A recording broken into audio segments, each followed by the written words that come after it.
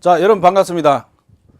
지금까지 여러분은 이제 부동산 학개론 기본서를 충실히 학습을 하셨습니다. 자, 지금부터는 학습하신 내용을 평가할 수 있는 그런 시간으로 다루시면 되겠습니다.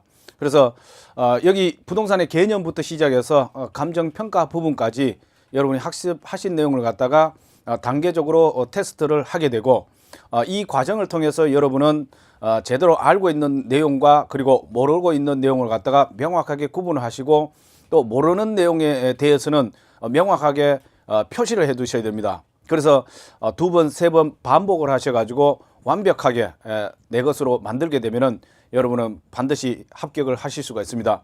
항상 합격할 수 있다는 자신감을 가지시고 학습에 임하시는 자세가 정말 중요합니다. 자, 그러면 1장부터 한번 문제를 풀어보도록 하겠습니다. 자, 제일 먼저 보시면 1장은 이제 부동산의 개념과 분류 파트입니다. 자, 여기에서 첫 번째 문제 보시면 부동산의 경제적 개념에 해당하지 않는 것은, 자, 우리가 이제 부동산의 개념 그러면 법률적 개념, 경제적 개념, 기술적 개념, 이 세 가지를 기본적으로 다루고 있습니다. 그죠? 그렇게 했을 때 경제적 개념 그러면 이거는 무형적 측면의 개념이죠. 이 경제적 개념 그러면은 이 부동산 자체를 갖다가 하나의 상품으로 간주하기도 하고, 또 자본이나 아니면 자산으로 다뤄집니다. 그죠? 또 하나의 소비재로도 다뤄질 수도 있는 것이고, 자, 이런 개념이 바로 부동산의 경제적 개념입니다. 그리고 조금 전에 말씀드린 대로 이 기술적 개념은 우리가 이제 물리적 개념이라고도 표현을 합니다. 이 기술적 개념에서는 부동산을 갖다가 공간으로 다루고, 또 자연으로 다루고, 그 다음에 위치, 그리고 환경으로 봅니다. 자, 그래서 기술적 개념은 우리가 이제 이 경제적 개념도 마찬가지지만 암기를 하실 때, 자, 이런 내용들은 그냥 암기를 하셔도 됩니다. 공자, 위, 환, 이쪽으로 가서 이제 위, 환, 자 이렇게 연결시키면 됩니다. 그렇게 했을 때 이 공간과 자연, 위치, 환경까지는 무슨 개념이라고요?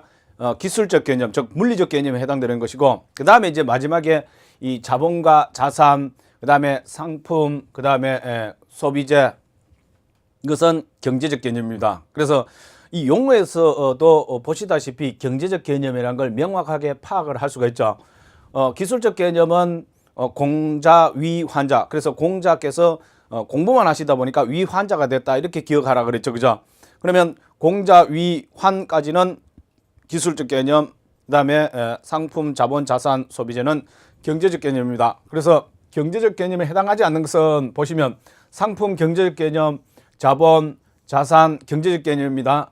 환경은 무슨 개념입니까? 기술적 개념이죠. 그렇기 때문에 4번이 정답이 되겠습니다.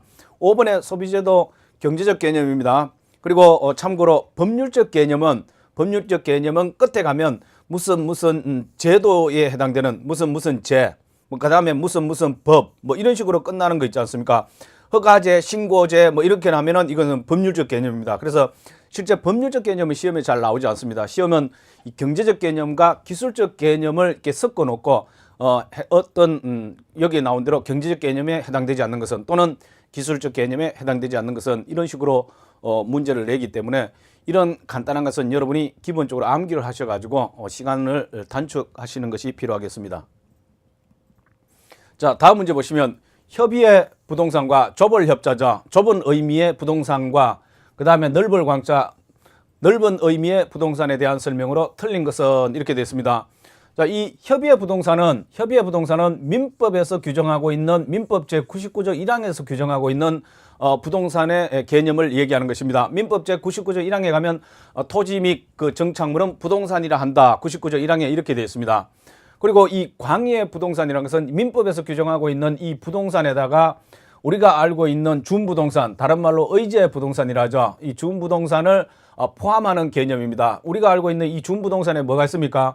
바로 잘 알고 있는 자동차라든가, 아니면 선박 20톤 이상이라든가, 그 다음에 항공기, 그 다음에 기계 장비, 또 광업재단, 공장재단, 그 다음에 어업권, 광업권, 뭐 이런 것들은 다 부동산으로 간주됩니다. 그래서 준부동산, 의제 부동산 이렇게 부릅니다.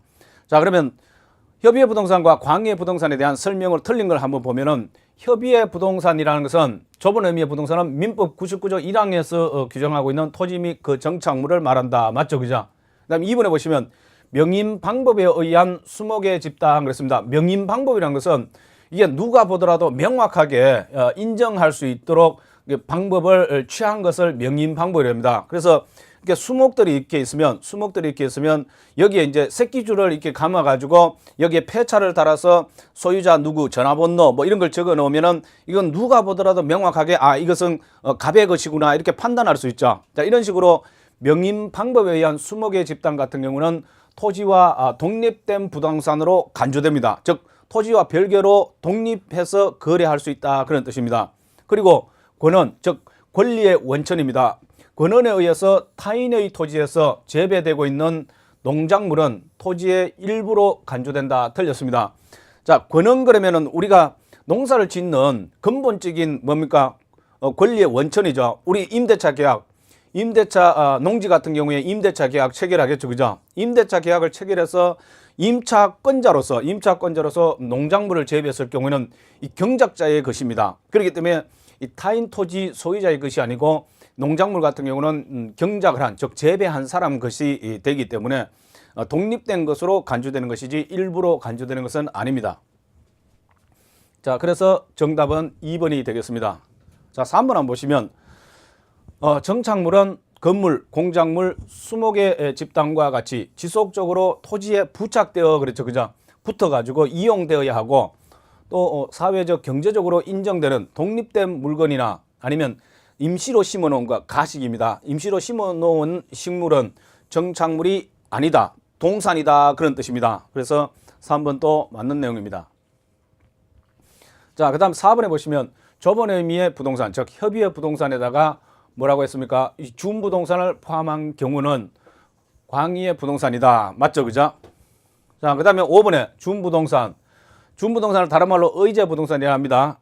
의제 부동산이라고 하면 여기에는 공장재단, 광업재단, 선박 등이 있다. 맞죠?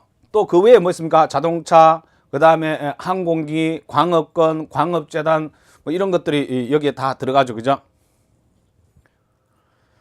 자, 다음 문제 한번 보시면 토지의 표시와 그 다음에 소유자에 관한 사항. 자, 토지의 표시와 그 다음에 소유자에 관한 사항, 그 다음에 건축물의 표시와 소유자에 관한 사항, 그 다음에 토지의 이용 및 규제에 관한 사항, 토지 이용 계획 확인서에 있는 내용, 그 다음에 부동산의 가격에 관한 사항, 개별 공시지가 같은 거 있지 않습니까? 이런 것들에 대한 종합 정보를 정보관리 체계를 통해서 기록 저장한 것은, 자, 이게 뭐냐 그 얘기죠. 이것은 바로 부동산 종합 공부라 합니다. 즉 해당 부동산 대상 필지에 대한 부동산의 종합적인 정보를 담고 있는 공적 장부다, 그런 뜻입니다.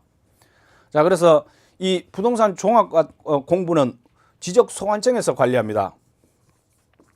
지적소관청에서 관리하는데, 이 지적소관청은 바로 시장, 군수, 구청장을 얘기하는 것입니다. 그래서 이 지적소관청에서 이 부동산에 대한 토지, 건축물, 그 다음에 이런 토지와 건축물 외에 이제 그 토지 자체에 대한 이용 규제, 그 다음에 또 부동산의 가격, 이런 전반적인 내용들을 갖다가 종합적으로 담고 있는 공부다, 이렇게 보시면 되겠습니다.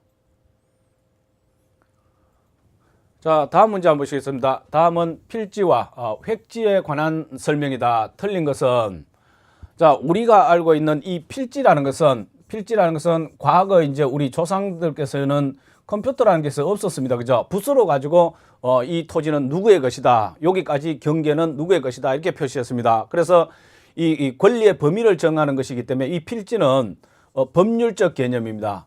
그래서 지금은 이 필지를 뭐라고 하냐면 토지의 등록 단위라 그러죠. 그죠?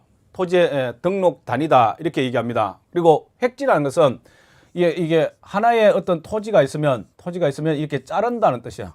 자를 획자, 땅지자입니다. 그래서 토지가 있으면 이렇게 하나의 토지가 있으면 이렇게 잘라 가지고, 이게 만약에 100번지다, 100번지다. 그러면 이렇게 잘라서 여기는 주거 공간을 만들고 여기는 상업 공간을 만들고 여기는 뭐 공원을 조성한다든가 이런 식으로 할 때 이게 이제 하나의 획지가 되죠. 이 하나하나가 획지다. 잘라졌다. 그게 자를 획자입니다. 그래서 여기에 이제 칼도 변이 붙어 있죠. 그죠? 그래서 칼로 자른 것처럼 이렇게 구분된 토지를 획지라고 그러고 이것은 경제적 개념이 되겠습니다. 자, 그래서 문제를 한번 보시면 한 필지의 토지는 즉 한 필지의 토지는 한 획의 토지 즉 획지라 그러죠. 획지보다 크거나 작을 수도 있다. 자, 여기 보시면 하나의 100번지는 이건 필지죠. 그죠? 이 100번지는 필지입니다. 필지. 그러면 얘는 뭡니까? 얘는 획지죠. 그죠? 그러면 어느 게 큽니까? 필지가 크죠. 하나의 필지에 여러 개 획지가 들어갔지 않습니까? 그래서 필지가 획지보다 클 수도 있고 반대가 될 수도 있습니다. 예를 든다면 여기를 이제 주거 단지를 만든다고 봅시다. 여기에 주거 단지를 만드는데 이게 100번지가 들어가 있고 101번지 그리고 102번지 이렇게 들어가 있으면은 어떻습니까? 이게 이제 하나의 획지가 되는 것이고 단지는 주거 단지는 획지고 이것은 101번지부터 100번지부터 102번지까지는 필지죠. 그러면 이게 필지가 더 작지 않습니까? 그죠? 획지가 더 크고 그죠? 그래서 상황에 따라서는 이런 식으로 획지가 필지보다 큰 경우도 있습니다. 또 다른 경우는 하나의 100번지가 하나의 주거 단지로서 똑같이 이 하나의 필지가 하나의 획지로 쓰이는 경우도 있습니다. 그래서 획지보다 필지가 큰 경우도 있지만 획지가 필지보다 큰 경우도 있고 또 필지와 획지가 같은 경우도 있다. 이렇게 알아두시면 됩니다. 그래서 1번은 맞는 내용이 되겠습니다. 2번에 보시면 필지는 적당한 면적을 갖고 하나의 거래 활동 또는 이용 활동의 단위를 이루는가 하면 부동산의 등가격 수준을 갖는다. 자, 여기서 보시면 적당한 면적을 갖고 하나의 거래 활동이랬죠. 그리고 하나의 이용 활동 단위, 그죠? 그리고 부동산의 등가격 수준 그랬습니다. 그래서 여기 보시면 거래 활동이나 이용 활동, 등가격 뭐 이런 것들은 경제적 개념에 해당되죠. 그렇기 때문에 법률적 개념인 필지를 쓰면 안 되고 뭘 써야 됩니까? 획지를 써야 됩니다. 그래서 2번이 틀렸습니다. 자, 정답 2번이 되겠네, 그죠? 그 다음에 3번에 한번 보시면 획지라는 것은 인위적, 자연적, 행정적 조건에 의해서 다른 토지와 구별되는 가격 수준이 비슷한 일단의 토지를 말한다. 가격 수준, 경제적 개념으로 구분된 것이죠. 그죠? 획지는 경제적 개념입니다. 맞습니다. 자, 그 다음 4번의 필지입니다. 필지는 토지의 등기 등록 단위가 되며 자, 이게 뭡니까? 법률적 개념을 얘기하는 것이죠. 맞죠? 그죠? 그 다음에 소유권도 법률적 개념이죠. 소유권이 미치는 범위를 나타낸다. 맞습니다. 그 다음 5번에 부동산의 실무 활동에 따라서는 획지라는 용어만을 주로 사용하는 경우도 있다. 그랬으면 뭐뭐 하는 경우도 있다. 그러면 맞죠? 그죠? 자, 이렇게 주거 단지 같은 거 개발할 때 이럴 때는 획지의 개념으로 쓰는 경우만 있는 경우도 있다. 이렇게 보시면 되겠습니다. 자, 다음 문제 보시면 다음은 법률적 요건을 모두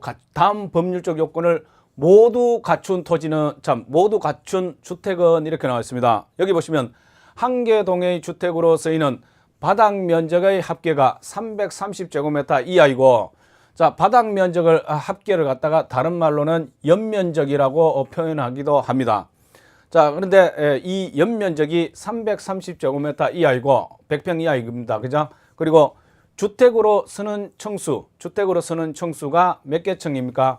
3개층 이하입니다. 그죠? 3개층 이하입니다. 자, 이것만 보더라도 여러분은 바로 뭐가 나와야 되냐면 이게 다중주택이구나 이렇게 아셔야 됩니다.